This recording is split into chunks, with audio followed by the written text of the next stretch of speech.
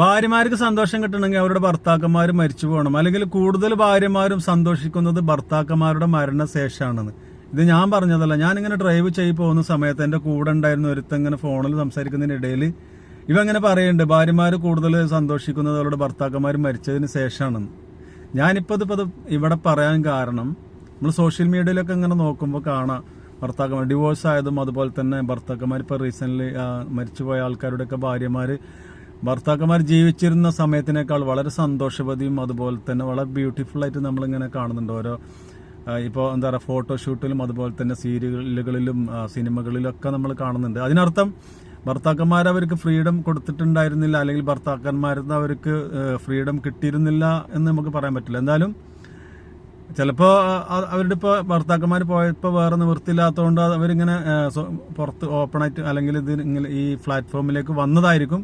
നമ്മൾ പല ആൾക്കാരെയും നമ്മൾ കണ്ടിട്ടുണ്ട്, ഭർത്താക്കന്മാരുള്ള സമയത്ത് അവരൊന്നും ജസ്റ്റ് ഒന്നിങ്ങനെ കാണുന്നല്ലാതെ എത്ര സന്തോഷവതി അതുപോലെ തന്നെ അല്ലെങ്കിൽ ഹാപ്പി ആയിട്ട് നമ്മളവരെ കണ്ടിട്ടില്ല. അപ്പോൾ നിങ്ങൾ ചോദിക്കും, അപ്പോൾ നീ നിന്റെ ഭാര്യയ്ക്ക് നീ ഫ്രീഡം കൊടുക്കുന്നുണ്ടോന്ന്. നോക്കൂ, ഈ ഫ്രീഡം എന്ന് പറയുന്നത് നമ്മൾ ആർക്കും കൊടുക്കേണ്ട ഒരു സാധനമല്ല. അത് നമ്മളെ ഔദാര്യം എന്നല്ല, അത് എല്ലാവരുടെയും അവകാശമാണ്. ഈ ഫ്രീഡം എന്ന് പറയുന്നത് അത് എല്ലാവർക്കും വേണം.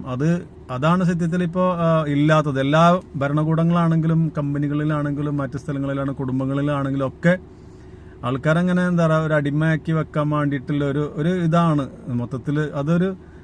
ഒരു സിസ്റ്റം അങ്ങനെ ഉണ്ടാക്കി വെച്ചിട്ടുണ്ട് സത്യം പറഞ്ഞ ലോകത്ത്. ഇപ്പം നമ്മൾ സ്കൂളിൽ പഠിക്കുന്നത് തന്നെ എന്താ പറയുക, നിങ്ങൾ മക്കൾ പഠിച്ചുകൊണ്ട് നല്ല എന്താ പറയുക നല്ല ജോലി നേടണം.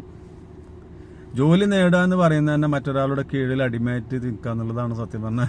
അത് നമുക്ക് മനസ്സിലാവും. അപ്പോൾ ശരിക്കും പറഞ്ഞാൽ സ്വന്തമായിട്ട് എന്തെങ്കിലും ഒരു ബിസിനസ് അല്ലെങ്കിൽ എന്താ അവനെക്കൊണ്ട് കഴിയുന്ന എന്തെങ്കിലും സ്കില്ല് സ്വന്തമായിട്ട് ചെയ്യുക. അപ്പോൾ കുറച്ച് നമ്മൾ അതിനു വേണ്ടി പരിശ്രമിക്കുക, അതുപോലെ തന്നെ അധ്വാനിക്കുകയും കഷ്ടപ്പെടുകയും ചെയ്യുകയാണെങ്കിൽ അത് നടക്കും. പക്ഷെ അത് നമ്മൾ ചെറുപ്പം മുതൽ തന്നെ നമ്മൾ അങ്ങനെ അതിന് പ്രോത്സാഹനം കൊടുക്കുകയും അത് പഠിപ്പിക്കുകയും ചെയ്യണമെന്നാണ് എൻ്റെ ഒരു അഭിപ്രായം സത്യത്തിൽ. അപ്പോൾ എല്ലാവരും എന്താ പറയുക സന്തോഷവതിയും സന്തോഷവാന്മാരും ആയിരിക്കുക. ബായ്.